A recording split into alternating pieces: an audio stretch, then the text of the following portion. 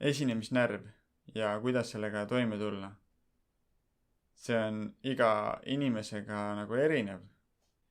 Mida tihti öeldakse, et lihtsalt püüa hakkama saada, küll ta ära läheb või hinge rahulikult, on ju. Aga mida see hinge rahulikult tähendab?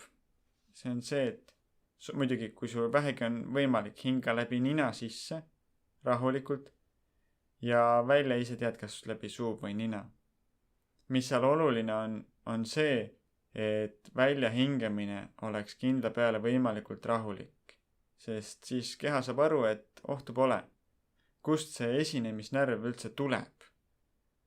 Ta tuleb kuskilt meie väga-väga kaugest minevikust, kui näiteks hõimuinimene sõltus oma hõimust, sest igaüks tegi oma osa, et hõim püsiks elus. Ja kui sa tegid midagi, mis pani teised sinust halvasti arvama või tegid mingisuguse jama, siis võis juhtuda see, et sind visatakse hõimust välja. Ja nüüd, kui sa pead üksi hakkama saama, siis sa tõenäoliselt ei saagi hakkama, vaid oled hukule määratud, saad surma. Jääd haigeks või saad vigastuse ja oledki kuitu. Tihti see esinemisnärv, nagu ma juba ütlesin, on sellega seotud. Ehk siis me ei taha teiste ees mingi jamaga hakkama saada. Me igaks juhuks püüame seda esinemist vältida, sest kui meil teiste ees halvasti läheb, et siis äkki meil juhtub midagi väga halba. Aga päriselt ju ei juhtu. Ükskõik kui hullusti sa ka lava peal ei esineks või asju sassi ei ajaks, ikkagi sa oma kodust sellepärast ilma ei jää. Söögist ilma ei jää, eriti kui tegu on lapsega, õpilasega. Ega see ema sind kodust välja ei viska sellepärast, et läks esinemine halvasti, ega söögist ilma ei jää. Ma tihti oma õpilastele teen seda nalja, et, või noh, kuidas just nalja, aga et kui sa lähed kontserdile, lähed lavale, võtad oma kitarri, saadad selle täiest jõust vastu seina puruks. Mis sa arvad, kas sa oma kodust jääd ilma sellepärast? Ei jää. Mis sa arvad, kas ema söögist jätab ilma? No, tõenäoliselt ei jäta, eks ole. Võib-olla pahandada saab, võib-olla koduaresti saad, jäetakse, aga sa ei kaota oma põhilisi eluks vajalikke asju. See ongi kõige tähtsam mõista. Tõenäoliselt isegi koolist välja ei visata, kui vabandust palud. Et eksida lava peal on okei. Tavaliselt see hirm selle eksimise ees tekitab nii suure ärevuse, et see eksimus tulebki. Ja siis tekib see tunne, et jaa, ma kartsin, et läheb halvasti ja läkski halvasti. No muidugi läheb, kui ei saa ennast närvi ajada, nii-öelda. Ja nüüd tulengi tagasi sinna selle hingamise juurde. Tuleb rahulikult hingata. Enne esinemist sa tead, tavaliselt sa ikka tead järjekorda, et nüüd tuleb sinu kord või paar lugu enne. Või siis kui ei teagi, ikkagi. Mõtle häid mõtteid, hinga rahulikult, ülioluline, ninast sisse, kui saad, ja rahulikult välja.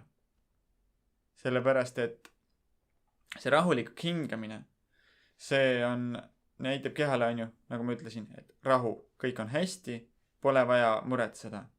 Kui sa lähed närvi ja siis ka tihtipeale hingamine läheb kiiremaks. Ja see on ka meil nii-öelda minevikust pärit asi inimesel, et kui ta kuskil sattus ohtlikku olukorda, näeb lõvi, on ju, või ninasarvikut, keda iganes, siis ta keha hakkab kohe tootma adrenaliini, läheb nii-öelda võitlusvalmis ja aju, kes muidu kasutab palju verd, mingid osad ajus lülitatakse nii-öelda välja või sinna minev veri, tavapäraselt sinna minev veri kasutatakse mujale ja läheb lihastesse ja nii-öelda kaitsemehhanismidesse. Aga neid kaitsemehhanisme sul ju lava peal vaja ei ole, sul on vaja pikaajalist mälu ja et mängida hästi neid lugusid, mida sa pead laval suutma teha. Eks ole. Ja kui ma rahulikult hingan, see tähendab, et ohtu pole. Keha ei pea suunama oma ressursse võitlusvalmidusele, vaid saadki oma loole keskenduda või lugudele. Kui sa juba hakkad minema lavale, kuulutatakse sind välja, ikka tunned, et sa oled närvis, sul on süda peksab, siis võta endale aega, ära kiirusta, kõnni rahulikult, sügav kummardus, publikule silmadega otsa ei peagi vaatama, lähed sinna nii-öelda lavale, hingad, seisad tooli ette, hingad rahulikult, sügava kummarduse, rahulikult, samal ajal hingad rahulikult ja nii-öelda enne kummardust vaatad saali taha otsa, vastu seina, ära vaata kellelegi otsa, kummardad ära, samamoodi. Võta endale aega, ära kiirusta ja siis istud maha, rahulikult hingad samal ajal. Sätid jalapingi, põlvelapid, kui sul on vaja, sätid veel asendit, mida on professionaalne teha ja igaks juhuks ongi hea, häälesta pilli, kontrolli häälestust, kui sa oskad kuulmise järgi kontrollida, tee seda aeglaselt, rahulikult, kui sa tahad veel jõuda oma keha rahustada. Kui sul on häälestaja, võta häälestaja välja, pane häälda. Muidugi, asi, mida mina soovitan, kui sa häälestad lava peal pilli, ära jäta seda pilli külge, see on nii kole vaadata. Häälestad ära, paned selja taha, enda taha. Ilus. Aga inimesed said aru, et sa hoolitsed, et sul oleks pill hääles, et sa saaks ilusti lugu mängida neile. Väga hea. Tegid selle ära, siis, kui sul on valida mitmest loost, kui sa mängid palju lugusid, mida sa enne mängid, siis mängi see lugu, mis sul kõige kindlam on. Mida mina palju aastaid tegin, on see, et ükskõik kus ma esinesin või mängisin, ma mängisin alati ühte ja sama lugu esimesena. See lugu oli mul juba selge kuskil 5. klassis, siis see tähendab, et ma olen stiilis seda 15 aastat mänginud juba. Et see oli selline lugu, mis tuli alati une pealt, ilma harjutamata, külmade kätega ka. Ma lihtsalt suutsin selle hästi mängida, see on Tarrega etüüd E-moll. Või võib julgelt otsida, seda on tõenäoliselt mingi 20 videot vähemalt YouTube'is ka. Tarrega etüüd E-moll, seda on hea, ta on hea mõnus, seal on vähe erinevat teksti, ta on nagu lihtne pähe õppida. Seal on küll mingisugune paar ree kohta, aga on ka ilma barreeta varianti sellest samast loost. Et see on asi, mida ma soovitan. Leia üks lugu, mida sa harjutad nii hästi, et sa kindla peale tuleb alati välja. Ja mängi alati see esimeseks. See võib juba olla sul näiteks pühapäevakaustas. Kui sa tea, mis on pühapäevakaust, vaata pühapäevakausta videot. Ma soovitan teha kindla peale pühapäevakaust. Ja kes ei tea, siis lühikokkuvõte on see, et seal on sul peas ja selged lood, mida sa suudad nii-öelda puusalt mängida, kui sulle visatakse pill kätte ja öeldakse, kuule, et viitsid mängi midagi. Kui sul seda valikut ei ole, siis alusta lihtsalt sellest loost, mis on paremini selge ja kavasse lase ka panna niimoodi. Sest selle esimese loo ajal sa jõuad maha rahuneda juba. Ja teised lood lähevad juba lihtsamini. Sest sa juba oled seal laval, ega sa sealt lavalt enne ei pääse, kui sul kava on mängitud. Eks, ja siis selle esimese looga jõuadki maha rahuneda, kõik on juba korras ja siis teed teised lood juba mõnusama tundega. Aga kui sul juhtub midagi, läheb midagi segi, eks ole, siis tihti on ka järgmise loo eel närv sees. Kui saab eelmine lugu läbi, katad, lase käsi alla, võta paar hetke, hinga sügavalt sisse välja, kontrolli häälestust, eks ole, võta aega, et jälle ennast rahustada. Keegi ei pahanda. See näitab sinu professionaalsust, et sa hoolitsed, et sul kõik läheks hästi. Ja küll see rahvas jaksab oodata need mõned sekundid. Laval tundub sinu jaoks aeg hästi pikk, kui sa teed pause. Rahva jaoks 10 sekundit ongi 10 sekundit, aga kui sa siin ees oled ja 10 sekundit hingad sisse välja, siis sul võib tunne tekkida, et nagu sa oleks minut aega siin vait olnud ja midagi ei tee ja kõigil on juba igav ja kõik haigutavad. Ei ole nii. Võta see aeg, rahune, hinga sügavalt sisse välja, säti ennast valmis ja alusta uue looga. Veel esinemisnärvi vastu. hea eeltöö. Harjutad lihtsalt nii hästi, et sa tead, et sa lähedki kindla peale sooritama, mitte see, et sa loodad, et sul hästi välja tuleb. Mis sind aitab, on see, et sa õpid lood pähe ja selgeks, mitte selgeks ja pähe. Mida see tähendab, vaata selle teemalist videot, lihtsalt ongi see, et sul on asi peas kindla peale. Ja isegi kui sul läheb midagi segi, siis sa pudista sealt läbi, lähed edasi, sa järgmist asja ikka tead. Näpuvigu juhtub. Aga tavaliselt inimesed ei saa sellest aru, kui nad lugu ei tea ja kui sa ise seisma ei jää ega tagasi ei võta. See on väga-väga oluline asi. Seisma ei jää, tagasi ei võta, sul ei ole võimalust. Ei tohi. Ja kui midagi läheb, tee nagu nii pidigi olema. Ja nii nagu tehakse lava peal tihti ja tehakse mingisugused hääli. Ei tohi teha. Sest rahvas ei taha seda näha. Rahvas tahab näha sind õnnestumas. Ta tuleb sulle kaasa elama ja sinu muusikat nautima. Ta ei taha tunda piinlikkust sinuga koos. Kui sina näitad laval välja, et sul on piinlik, siis on rahval sinuga koos piinlik. Ja keegi ei taha publikus olla ja piinlikkust tunda. Nemad tahavad nautida sinu muusikat. Nad tahavad näha sinu häid päästeid.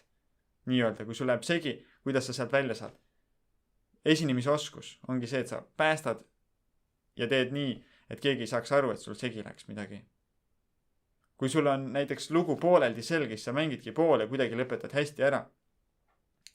Näiteks just oli meil üks kontsert, kus mul üks õpilane, tal on lugu tegelikult selge, aga üks lõpukoht on, mida ta ei suuda nii kiirelt teha, see on pam-pa, kiired akordid.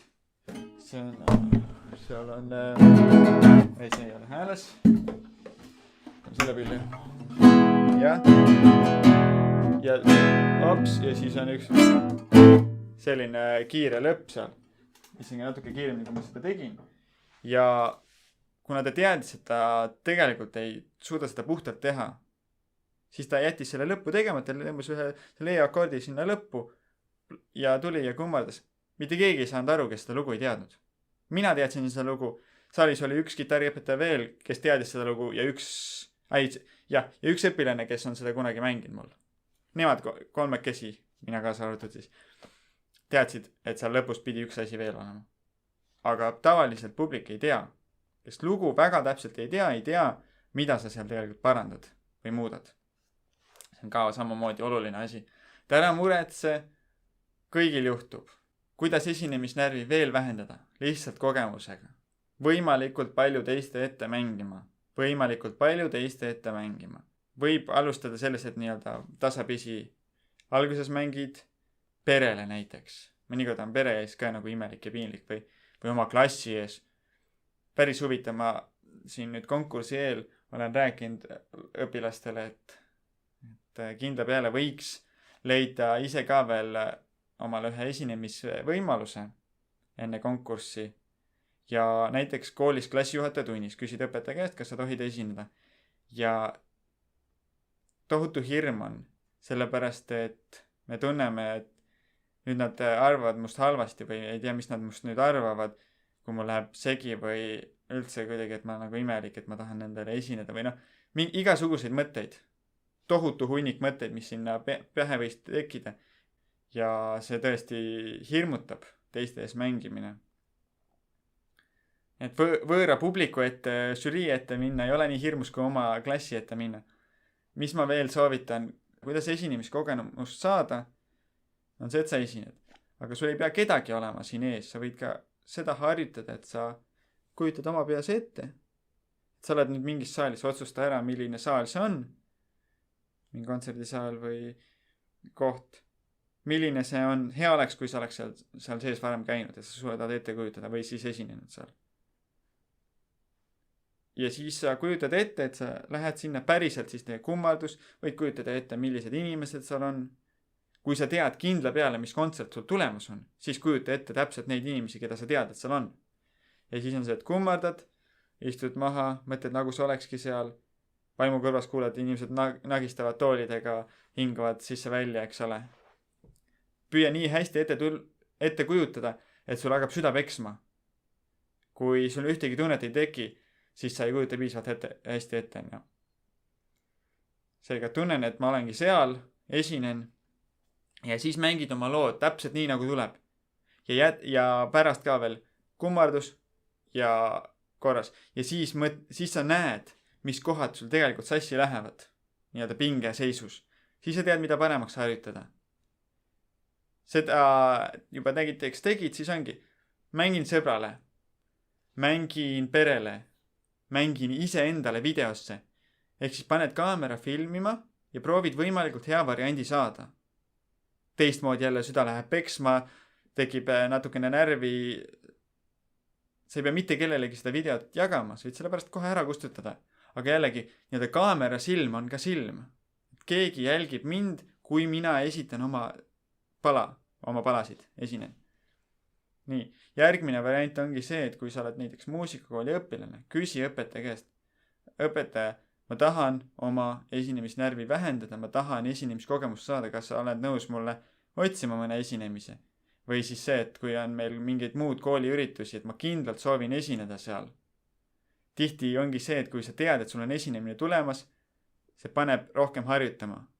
Näiteks me selle konkursi jaoks oligi mõnel see päheõppimine ja selgeks peast harjutamine oli selline napikas mõne looga. Ja oligi, me tegimegi nüüd umbes 6 aega enne konkurssi, ma tegin selle kontserti ja ei andnud ühelegi õpilasele võimalustki, et ta mängib ainult ühe loo. Kõik mängisid 2 lugu, nii nagu tuli. Ja kõik nägid vaeva, et laval hästi tuleks.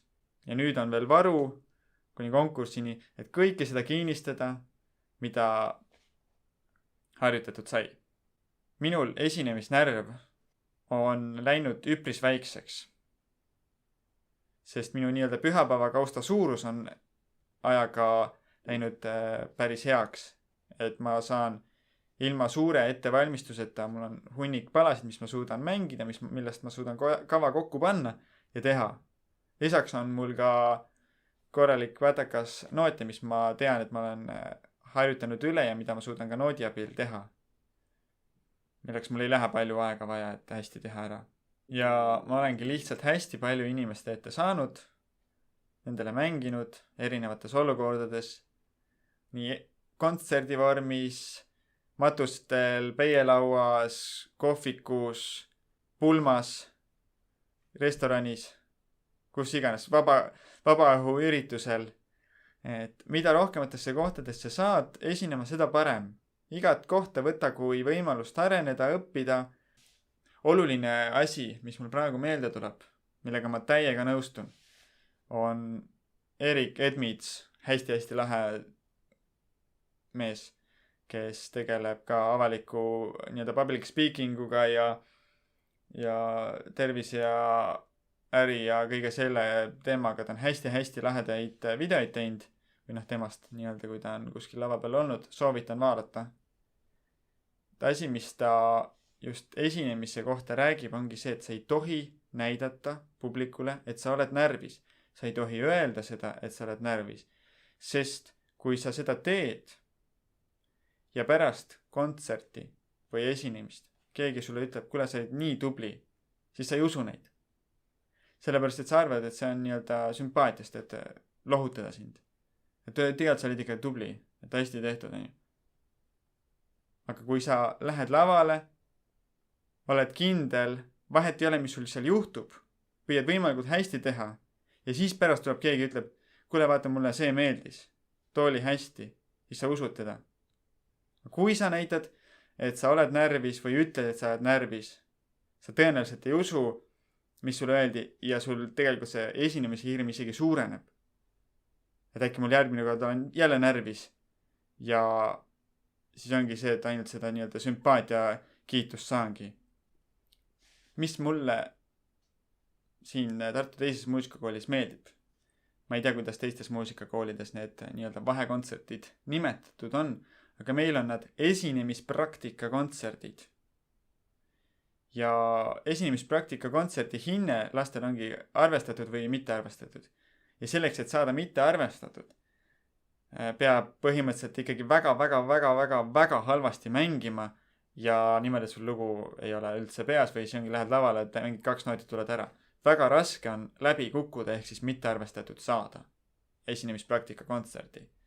ja esinemispraktika ongi see, et praktika on teooria harjutamine nii-öelda. Et me oleme rääkinud tunnis, mida tuleb kontserdil teha, kuidas esineda, oleme lugusid harjutanud ja siis lähemegi lavale ja harjutame seda esinemist. Sügisel on 2 esinemispraktikat, kevadel on 2 esinemispraktikat ja lõppu on 1 nii-öelda hindeline kontsert ka. Aga just see, et need esinemispraktikad, pluss siis on vahepeal mingisugused koolist väljas esinemised ja nii edasi ja nii edasi. Need kõik aitavad esinemisnärvi vähendada. Selleks hetkeks, kui laps 7. klassi lõpetab, on tal nii-öelda pagasis 7 aasta jagu esinemisi. Igal aastal on siis nii, et miinimum, ma ütlen 5 esinemist minimaalselt igal aastal. Pluss siis kõik lisavariandid, et ansamblitega esinemised koolist välja, kes vähegi on tublimad, neid ma alati saadan koolist välja esinema ka, kui on võimalused lasteaias, mingisugused muude koolide üritused, mis iganes. Mida rohkem lavale saab, seda parem, sest see avaliku esinemise oskus ja esinemisnärvi vähenemine tuleb ju kogu elus kasuks. Ega suurem osa neid õpilasi, kes muusikakoolis käivad, nad ei hakka muusikuteks. Ja nendest, kes ei hakka muusikuteks, neist osa mängib seda pilli edasi või teeb seda muusikat edasi hea meelega. Võib-olla teeb mingisugust bändi või niimoodi. Aga mis nad sellest muusikakoolist saanud on, ongi see esinemisoskus. Esinemisjulgus, ajutrenn ja nii edasi ja nii edasi. Selle kohta on tohutu hunnik uuringuid tehtud, miks muusika õppimine ja muusikainstrumendi mängimine on ajule hästi kasulik. Sellesse ma siin ei lasku.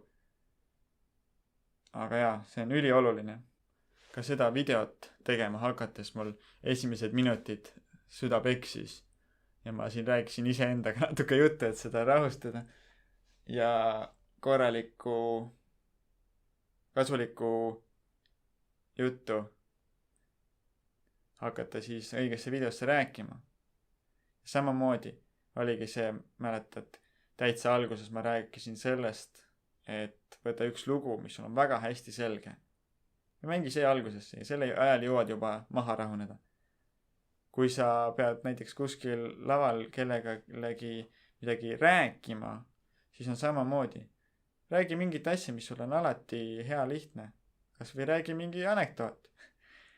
No oleneb muidugi publikust ja mida sa pead tegema, aga tee mingit nalja. Räägi mingit asja, mis ei nõua, et sa oleksid tohutult osav milleski. Kui sa pead ise ennast teadvustama või oled üksi laval ja teedki kontserti, vahepeal räägid, mis sa mängid. Jälle samamoodi, võta aega, räägi võib-olla pikemalt, räägi inimeste mingisuguseid toredaid asju nende lugude kohta. Jälle aitab rahuneda. Sa näed neid sooje nägusid seal publikus, kes elavad sulle kaasa, kes huvituvad sellest, mis sa räägid. Jaa, täiega. Seega seda kõike kokku võttes.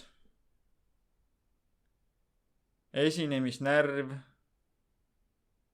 ei ole see, mis sind peaks peatama lavale minemast.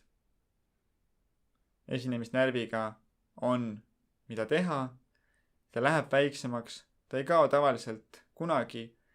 Mulle meeldib see ütlus, et kui sa enam, sul nagu üldse mingit tunnet ei ole enne esimesma minekut, siis sa ilmselt ei tee enam õiget asja, siis on nagu suva. Et väike see nagu ärevus või teistmoodi tunne näitab, et sa hoolid sellest, et sul hästi läheb. Sa hoolid sellest, et inimesed, kes sind kuulama ja vaatama tulevad, et nemad saavad midagi head sellest. Jagame muusikaga häid tundeid. Mida me teeme muusikaga? Häid tundeid jagame. Mida inimesed tahavad saada muusikutelt? Häid tundeid. Teeme häid tundeid. Harjutame hästi. Ja, head harjutamist. Tšau!